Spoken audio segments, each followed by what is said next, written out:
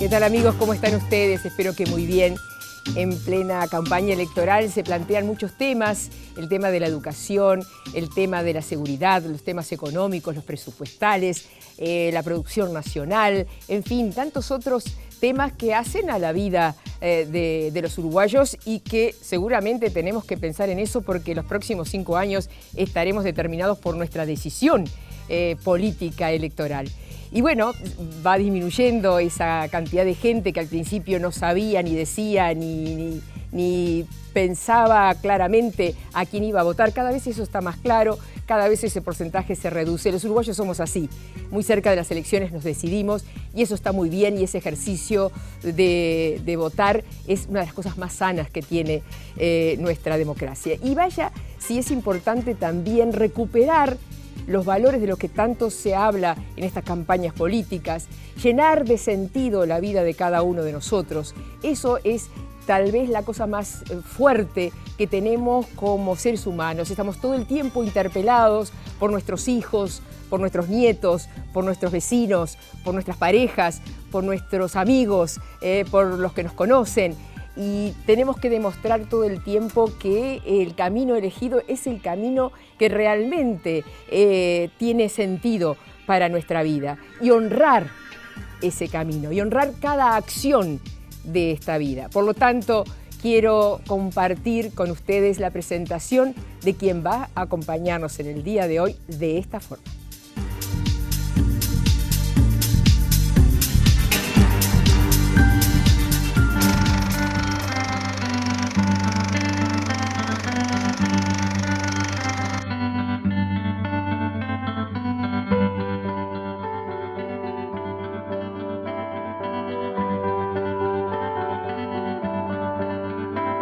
Alejandro de Barbieri nació en Lescano, Rocha.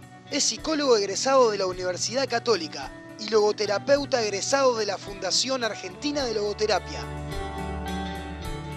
Logoterapia quiere decir terapia a través de descubrir el sentido de mi vida, ¿no? Es en ese sentido.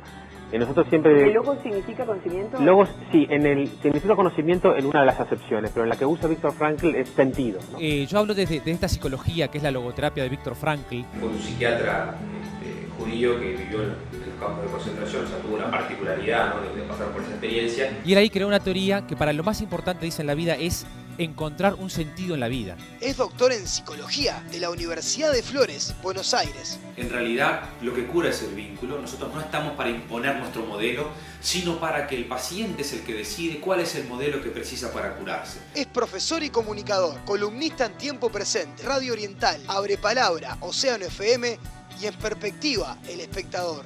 Sobre todo transmitir una psicología de la cual me siento muy orgulloso, ¿no?, de mi profesión, pero también de transmitirla en un lenguaje más ameno, más cercano y no que se genere ciertas distancias, ¿no? Bueno. En 2012 editó el libro Economía y Felicidad, una vida con sentido. Si es posible ser feliz durante las 8 horas del trabajo, no solo cuando salimos, sino durante las 8 horas y se puede contagiar optimismo, que no es lo mismo que ser divertido. Uno de los problemas que tenemos hoy en día, y que los psicólogos vemos mucho en la consulta, es que ya la felicidad, la búsqueda de la felicidad se ha vuelto como un problema. Tu vida te fue llevando de alguna manera, tuvo un sentido. Y no te tiene que pasar nada importante, ni ninguna enfermedad, algunos sí, como para decir, che, yo quiero seguir viviendo de lo que estoy viviendo o es momento de cambiar. Alejandro está casado y tiene 2 hijas. Creo que tenemos que demostrar que hay vida antes de la muerte. Antes de ver si hay muerte, vida después de la muerte, vamos a ver, poder demostrar de que hay vida antes de la muerte y poder demostrar a los chiquilines eso.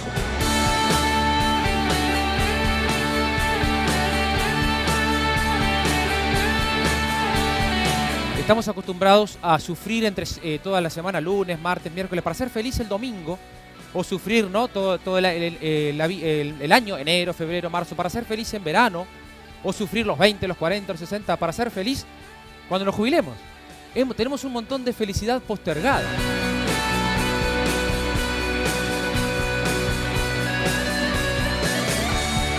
La clave para relacionarnos con nuestros hijos adolescentes es el diálogo, es la comunicación, es no perder, darle la libertad que él necesita para crecer como persona. Nosotros fuimos al psicólogo porque nuestro padre no nos pudo dar todo y nuestros hijos van al psicólogo porque los padres les damos todo. Es importante desear, porque eso nos permite caminar, nos permite buscar, ¿no? No es que hay que sufrir, no, pero sí nos damos cuenta que conocemos la felicidad porque conocemos el sufrimiento. Conoces el día porque conoces la noche, conoces la luz porque conoces la oscuridad. Entonces, claro, más triste que uruguayo contento. ¿Cómo hacemos para revertir esto? ¿Se entiende? Entonces ese pesimismo, esa baja tolerancia a la frustración, esa postergación de ser felices, en vez de celebrar la vida hoy, no nos deja permitirnos decirnos que podemos ser felices hoy.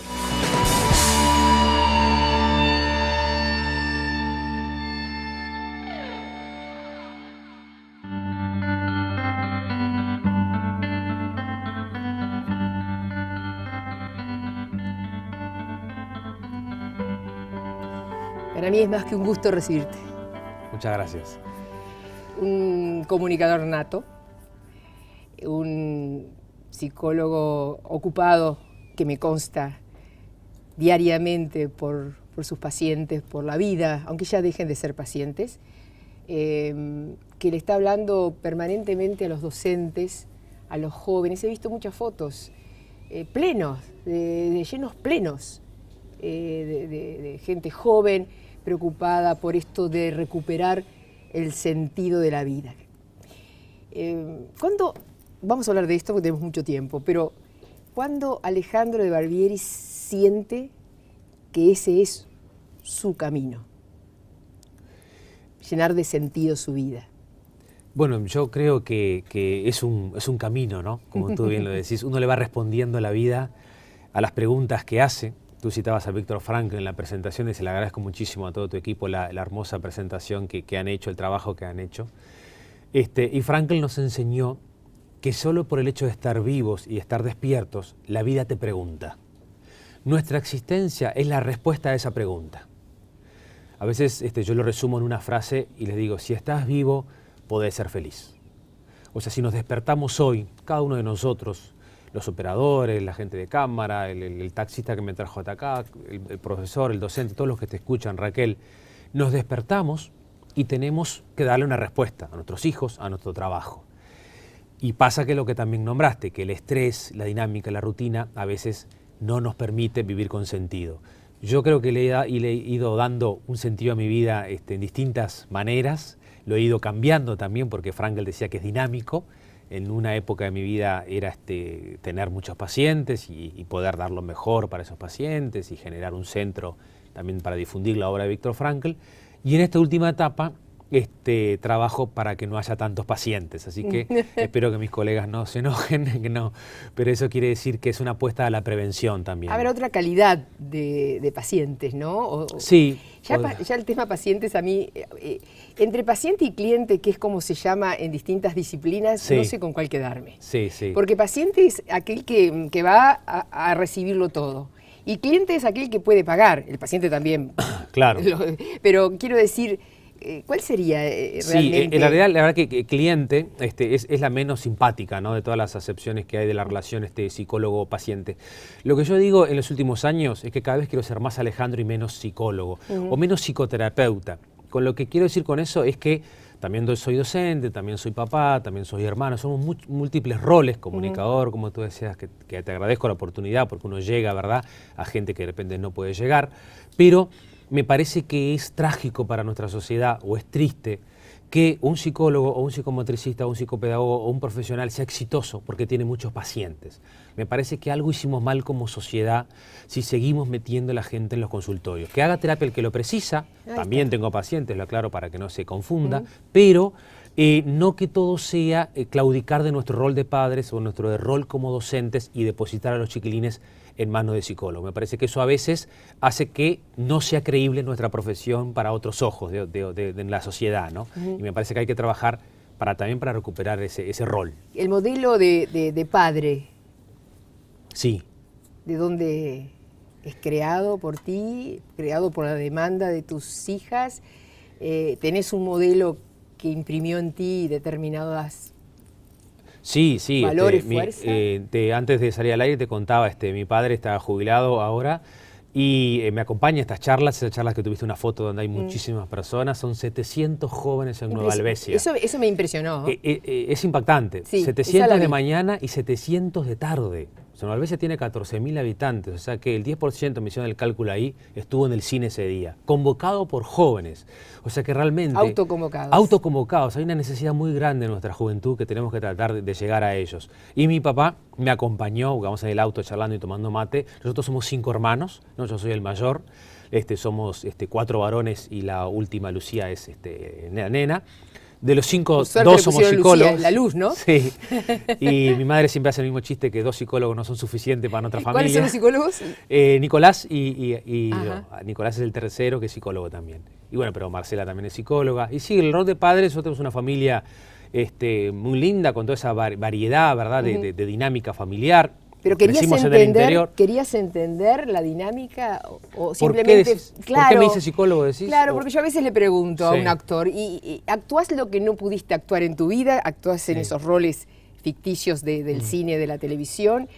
No, yo creo que... El comunicador, ¿comunica porque no tiene lugares donde comunicar o pretende seguir comunicando? Yo creo que lo que mamé de mi familia fue y es una vocación de servicio y de ayuda, ¿no? Me parece que después, no crea que mis padres estaban tan contentos al principio cuando yo dije que iba a ser psicólogo. Ahora ya tengo 43 años y hace 20 años decir que iba a ser psicólogo no era tan, digamos, de moda, tan no, como es ahora, que hoy en día se ha hecho como muy popular este rol, ¿no? Pero sí, por supuesto que están muy contentos y muy contentos de que podamos brindarnos a la sociedad cada uno de su rol. Pero, y de padre sí, tengo 2 hijas, Martina de 14, que apareció ahí, ustedes la nombraron, gracias, y Belén de 11, y bueno, y también ellas me enseñan a ser padre todos los días, ¿no? Esa es una buena cosa, porque te cuento, como madre más veterana, que esta historia, ya tú la sabes por ser psicólogo, no termina. No termina, y por eso trabajamos, porque justo el otro día me voy a entregar un libro en un lugar. Y la señora me dice, yo tengo una hija adolescente, me dice, y viste, le digo a mi hija que disfrute esta etapa porque es la mejor etapa de su vida. Le digo, no, señora, la mejor etapa es la que estamos vivos, la que tiene usted, la que tengo yo, porque si usted le dice a su hija, primero que para los adolescentes convencerlos que la mejor etapa a veces no es tan fácil, porque están estresados, ¿verdad? Por el estudio, por la propia adolescencia, por lo hormonal, por quién le puso like, ¿no?, en Facebook y quién no. Ese es el estrés del adolescente. Y después de que cada etapa de la vida hay que celebrarla, y para que también nuestros hijos quieran seguir creciendo y quieran llegar a ser como nosotros los adultos. Por eso la primera responsabilidad del adulto es ser feliz con nuestra vida. Por lo menos dejar de ser menos suicidógena como es esta sociedad. Sí. Ya venimos. Dale, muy bien.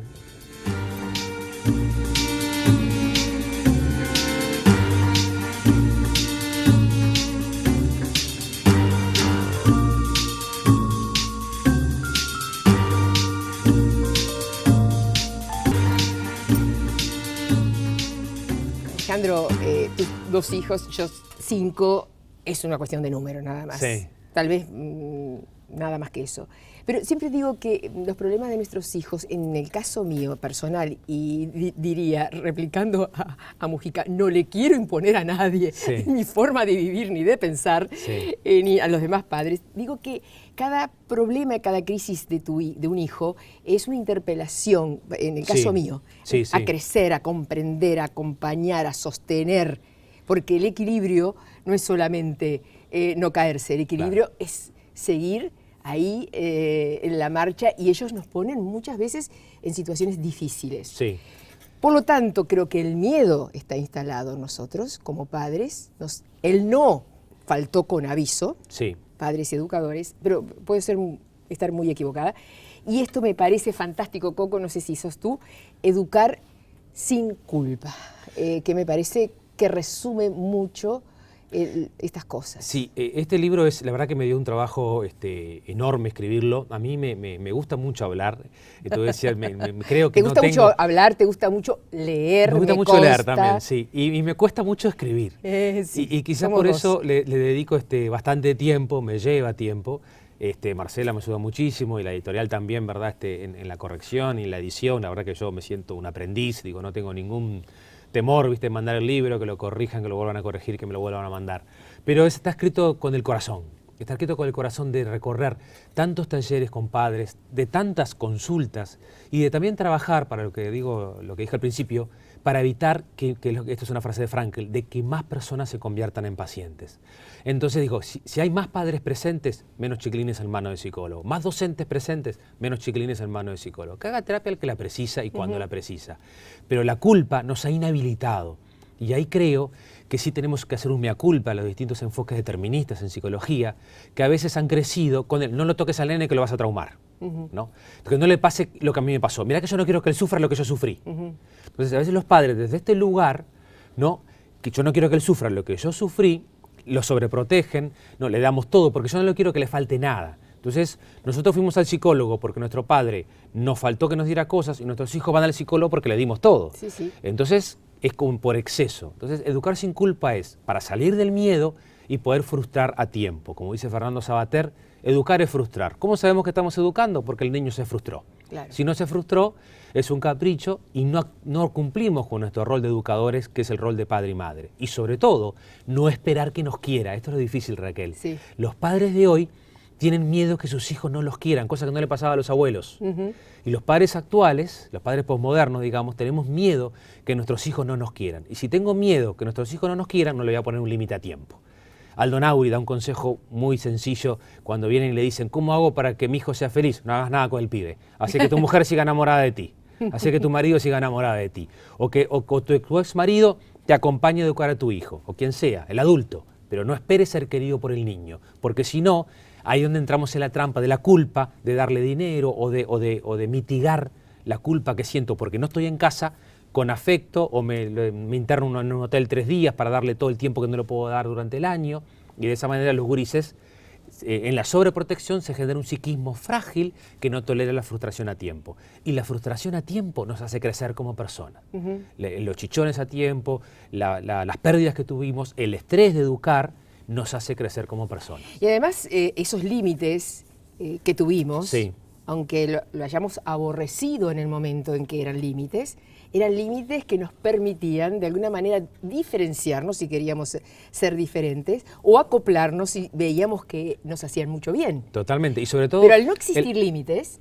Y sobre todo, Raquel, el incorporar la felicidad y el sufrimiento. Claro, si yo no quiero que mi hijo sufra, lo estoy exonerando para que sea feliz. Lo estoy exonerando en su capacidad de incorporar el sufrimiento como parte de la felicidad. Y dos, que algo que tú manejas muchísimo en estas charlas, me imagino, es ¿qué hacemos con lo que tenemos y experimentamos? Es decir, mi experiencia de frustración, me dijeron que no tengo no sé cuántos días sin salir porque hay una conducta que fue reprochable o hay que enmendar o hay que reflexionar como quiera.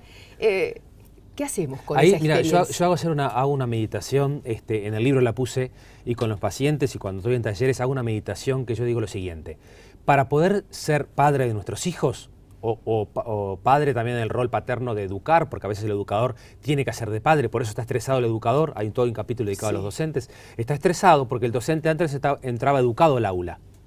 El niño, antes entraba educado al aula, ahora no entra educado, lo tiene que educar el docente mientras da clase, quédate quieto, déjate ir, sacate el celular, sentate bien.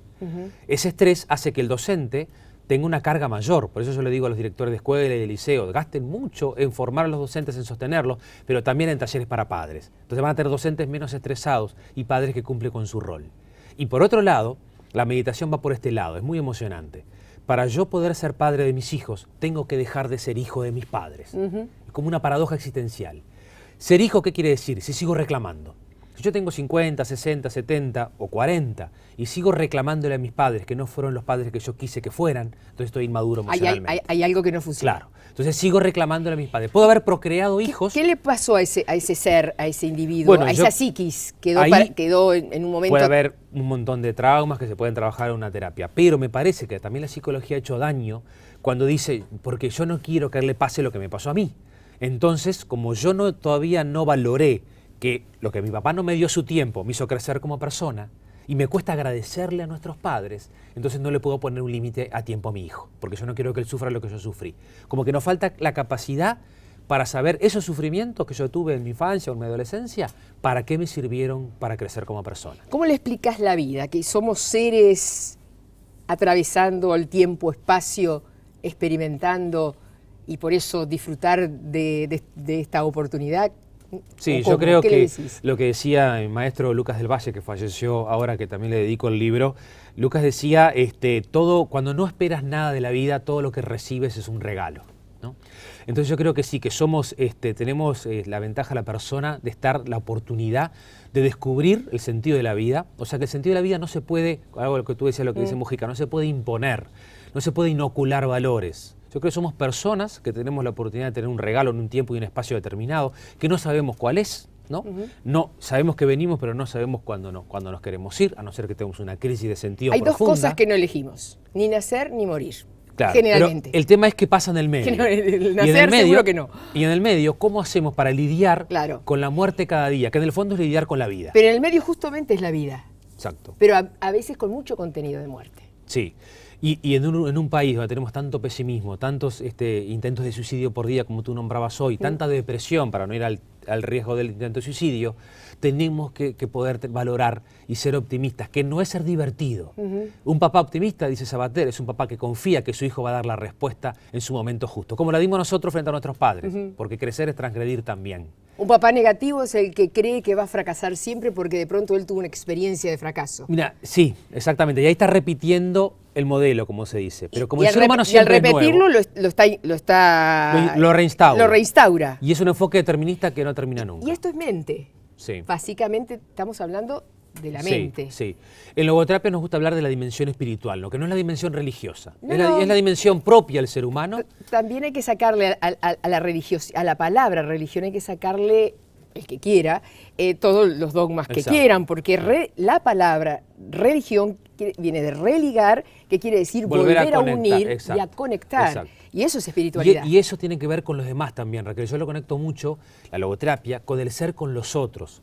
Carlos Díaz, un filósofo español que lo conocimos hace pocos años, que es una bendición haberlo conocido y leído, dice: descarten a Descartes, del pienso luego existo, y pasemos al me dueles luego existo. Porque nos duele la realidad de nuestro país, de nuestros jóvenes, es que tenemos que salir a la cancha a poder contagiarles como adultos de que vale la pena vivir la vida, que no todo es sufrimiento y que nosotros los adultos somos los primeros responsables en ser felices.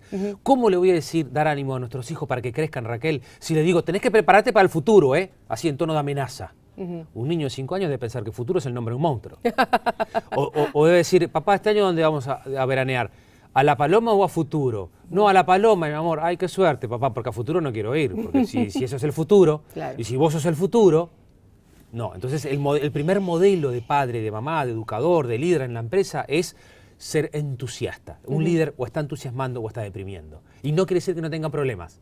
Lo que quiere decir es hacer resiliente a nuestros hijos. Tengo un problema, lo charlamos entre nosotros en privado. Y protegemos a nuestros hijos para que ellos también lidien con los problemas que tienen, pero no contagiarlo de nuestras neurosis, de nuestro rayo, de nuestro pesimismo. Bien, hay una corriente psicológica que dice que apuesta poco a las relaciones más Sí. que interpersonales, interfamiliares, porque son las que más conflictos generan en los individuos. Sí. Y sí confían más en los amigos, en las relaciones elegidas. Sí. Ni lo uno ni lo otro. Claro, porque, mira, me hiciste acordar a Giacomo Rizzolatti, un psiquiatra que es uno del equipo de investigación de las neuronas espejo, Sí. que tiene que ver con la felicidad. Sí. Y él investigó, dice, yo creo que la gente que no es feliz es la gente que no tiene contacto social. Por eso son tan importantes los vínculos. Ustedes en el precioso esquema que pasaban ponían esa frase de Shalom y de Rogers, lo que cura es el vínculo. Si lo que cura es el vínculo, también nos puede enfermar. Claro. Pero tener vínculos, tus amigos, tu familia, también te van protegiendo de la depresión, de la soledad. Las personas que se aíslan, las personas que están solas, están más frágiles frente a una depresión porque tienen como poco elementos para salir adelante. Pero por supuesto, yo elijo a mis amigos y también a veces tengo que elegir, como decía Frankl, yo no podía elegir salir del campo de concentración, pero podía elegir con qué actitud estar. Y a veces uno puede elegir tu familia, a veces no puedes elegir tu pareja, pero no puedes elegir irte de tu trabajo por un tiempo, pero puedes elegir con qué actitud estar. Y esa es la libertad y la responsabilidad de cada día. Aún en un campo de concentración, Franklin fue libre porque él eligió, podía tener Sí. dos caminos, muchos. Sí, sí, sí. Uno, huir, Exacto. como habían hecho otros de la familia. Exactamente. Otros acompañar a sus padres hasta la muerte, Sí. que era segura para los viejos. Sí. Él eligió esta y pudo salir adelante. Pero de todo esto hablamos, porque del dolor se aprende muchísimo. Exactamente.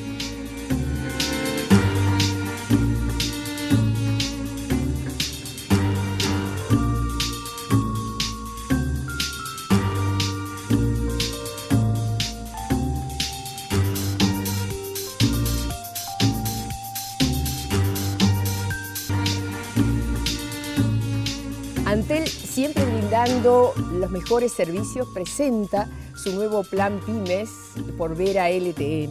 Para el emprendimiento que tú tengas, existe el mejor plan.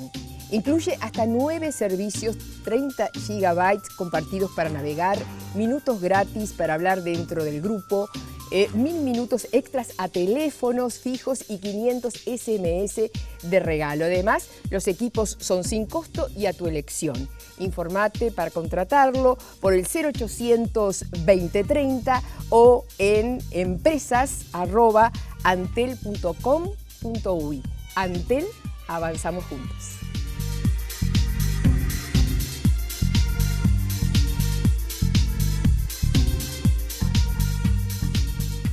Avanzar juntos, que es un poco la propuesta de educar sin culpa, Sí. para que educadores, padres, alumnos puedan integrarse. Porque, ¿qué le está pasando ya que estamos en un momento de reflexión, de elecciones, de cosas importantes, donde se dirime el futuro de los 5 próximos años del país, que no es poca cosa? Sí. Para aquel que tiene 15 va a tener 20, es fácil la cuenta, y para aquel que tiene 43 va a estar cerca de los 50. Sí. Entonces, no es poca cosa, Sí, es un tal tiempo muy apreciable.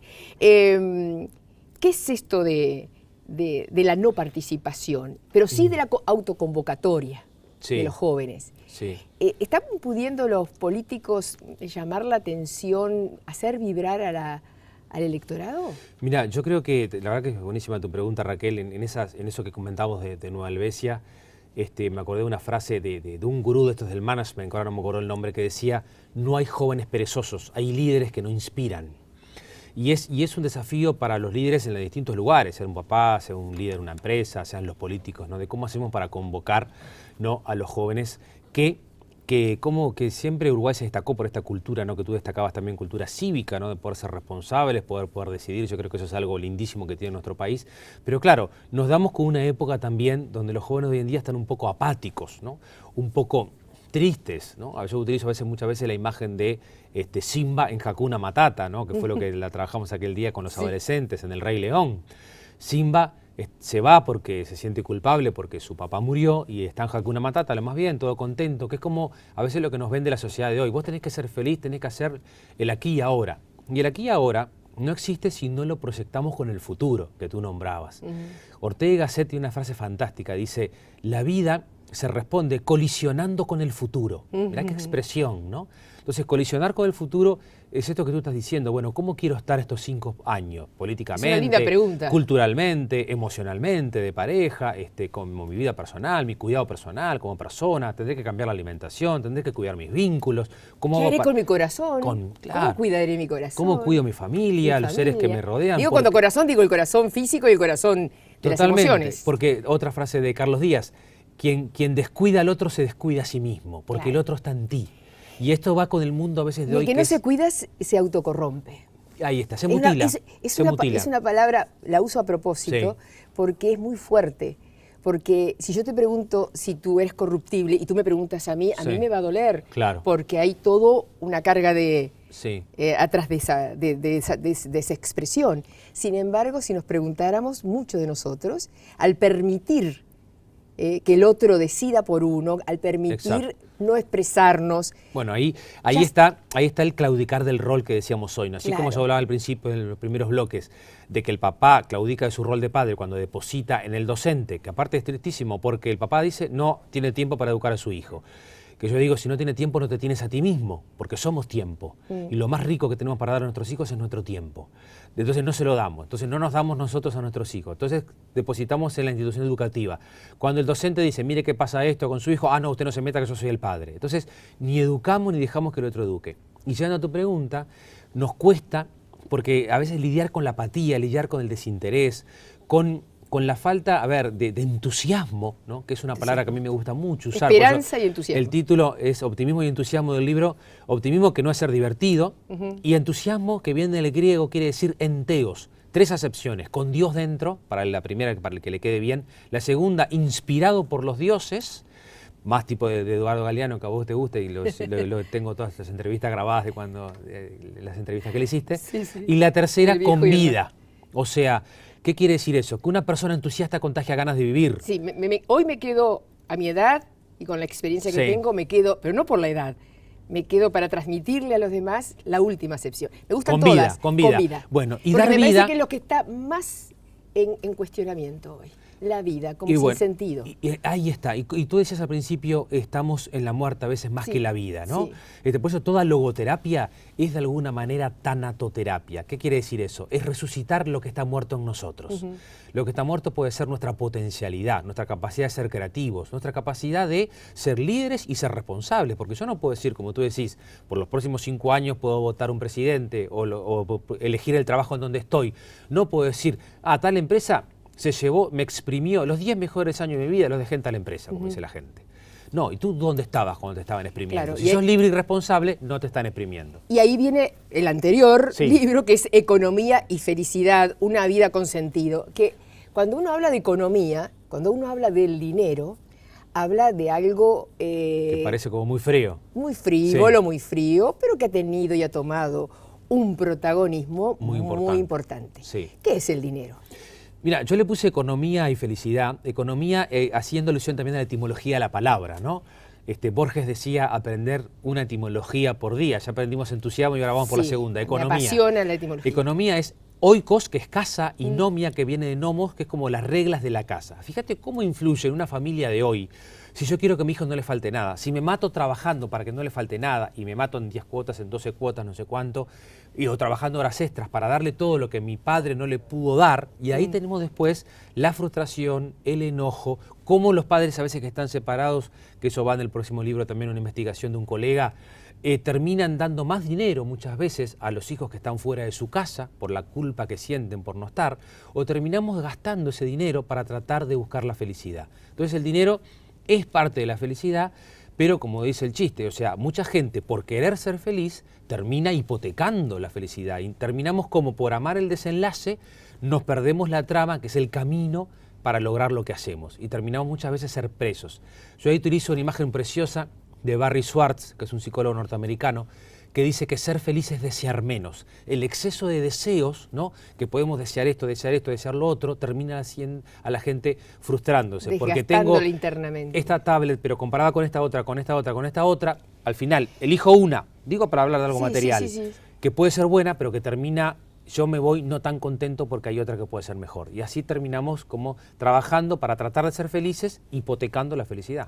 Con aquello que yo decía de la autocorrupción o de hasta dónde permitimos no ser auténticos, también asocié con la idea de un escritor que ambos creo amamos, que es, o respetamos, que es Sándor Márai, o Sándor Márai. Sí, cómo no. Que en La Hermana, Precioso libro. fundamentalmente, claro, decirlo así, para el que no lo leyó, Sí. de pronto, pero no importa, que sería interesante que lo leyeran igual, no se avanza sobre ninguna mentira. Sí, sí, es un libro Por espectacular decirlo de una forma... de Sándor Márai, donde él dice, para los que no lo leyeron, como tú decís, el primero para mí que hay que leer es El Último Encuentro, ¿no? El que lee El Último Encuentro, que es como su novela célebre, después se hace adicto a Márai. Y en La Hermana, que es otra de unas novelas, la verdad que no tan nombrada, no me parece a mí, porque se nombra La Mujer Justa y Sí, otras. y además tiene como unos capítulos... Él dice que la donde mentira si no enferma. pasás, claro, Llega a ¿no? decir Viste eso. que tiene como unas trabas el propio Sí, libro, sí. que pasa esas trabas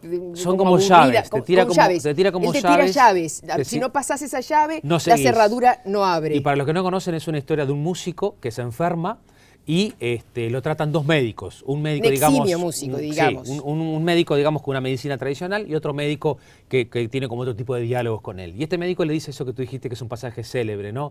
Le dice, hay mentiras que terminan enfermando un alma tanto que terminan después desarrollando una enfermedad. Por eso, el buscar el sentido de la vida es develar. Develar es correr los velos, porque a veces la persona viene con su vida como velada, viene mintiéndose a sí mismo, creyéndose una vida que es, o creyéndose una historia que sus padres le contaron que era, que los demás me cuentan que soy, pero que no hay autenticidad. Entonces la autenticidad a veces pasa por correr el velo, ¿no? Y encontrarme conmigo mismo, que es encontrarme con el otro, para poder decir, como dice Rollo May, que la mejor definición de terapia para mí que encontré, que es terapia es elegirse a sí mismo. Qué cosa más linda que mirarte al espejo y decir, ese soy yo, con todo lo que me pasó. Lo que dice Nietzsche, ama tu destino. ¿Qué es una eso? gran afirmación todos Tremendo. los días.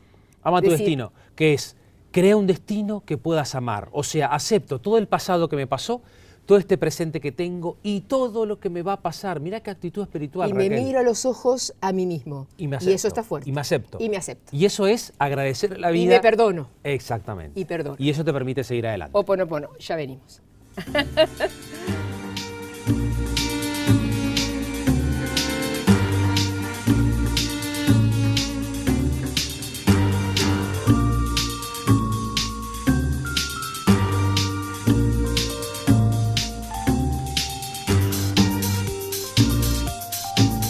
Nuestros entrevistados se van con la dulzura de Campo Claro, que son productos de la granja, pero son productos verdaderamente orgánicos, hechos con eso que tiene que tener cualquier alimento para el alma o cualquier alimento para el cuerpo, que es el amor básico.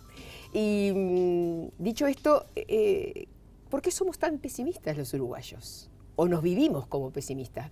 La noche de la nostalgia, aunque no salgamos a bailar, todo referido como a un pasado que fue. Sí, que ya no es. la nostalgia por ahí creo que se lo escuché a Facundo Ponce León, comunicador y filósofo uruguayo, o se lo leí en un blog, que él dice que la nostalgia son tristezas que frenan.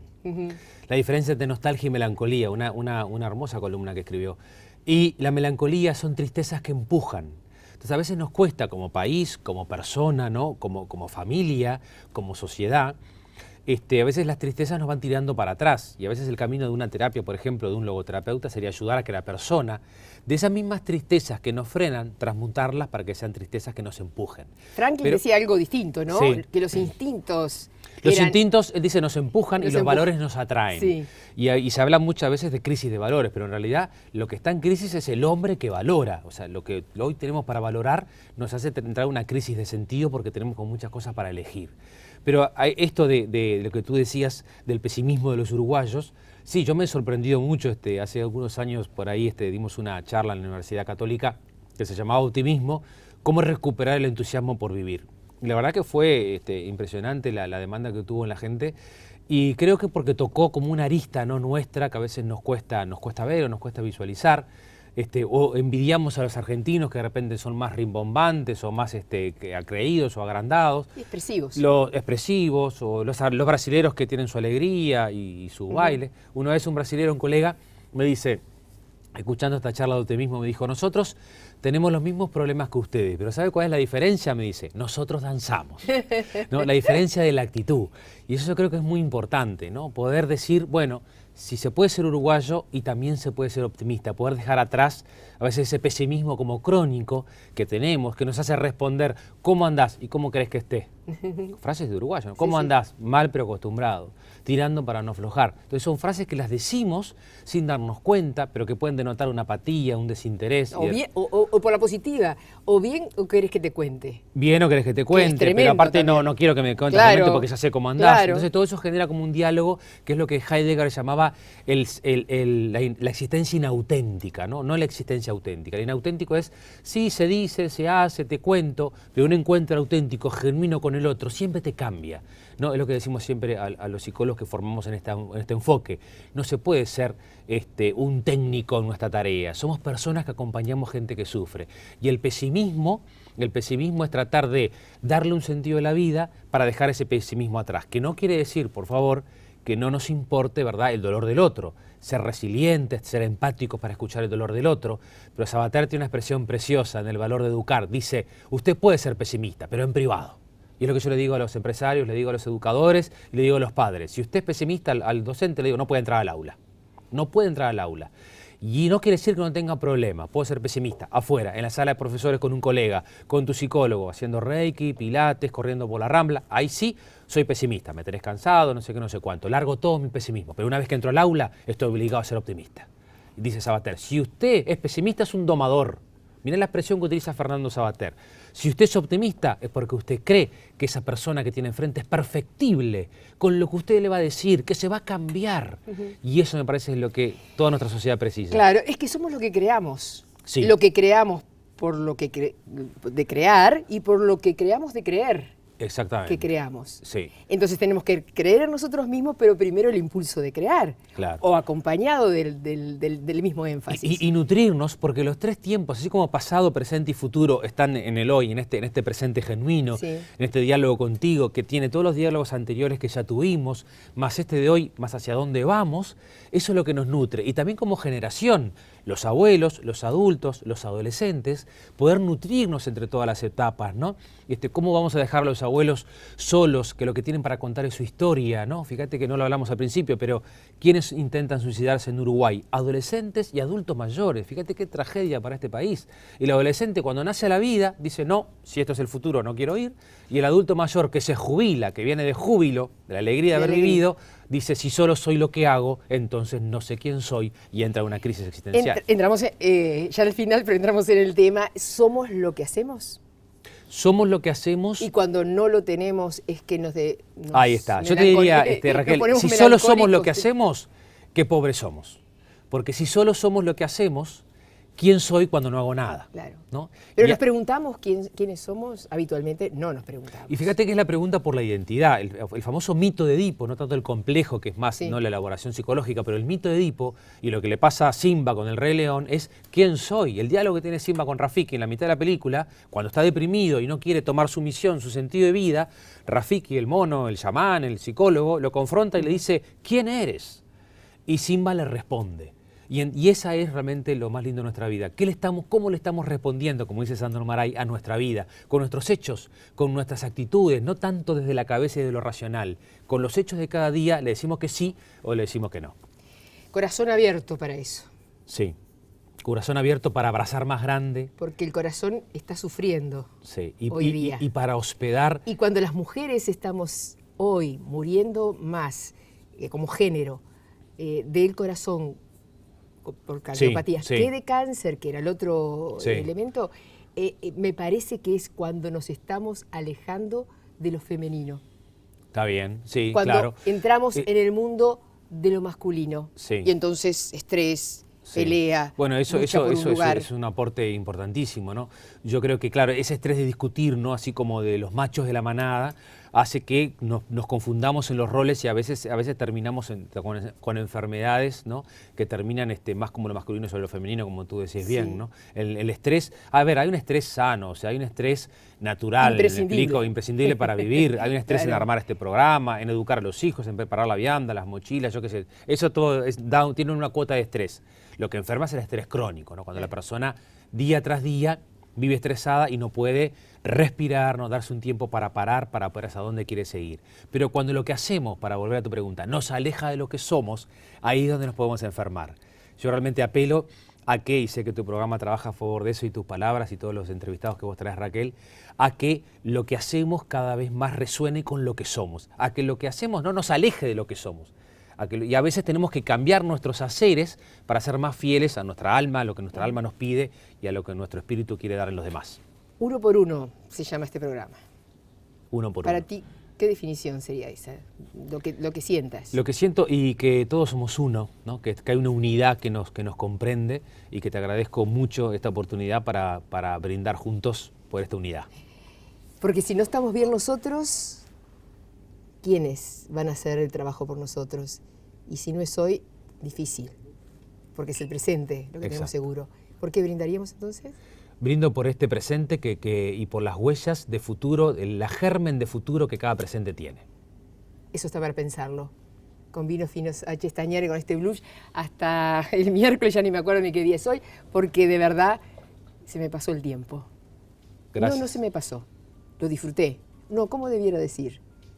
Lo compartimos, lo vivenciamos juntos. Te estoy provocando. Gracias. Muchas gracias a ti por la invitación. Gracias.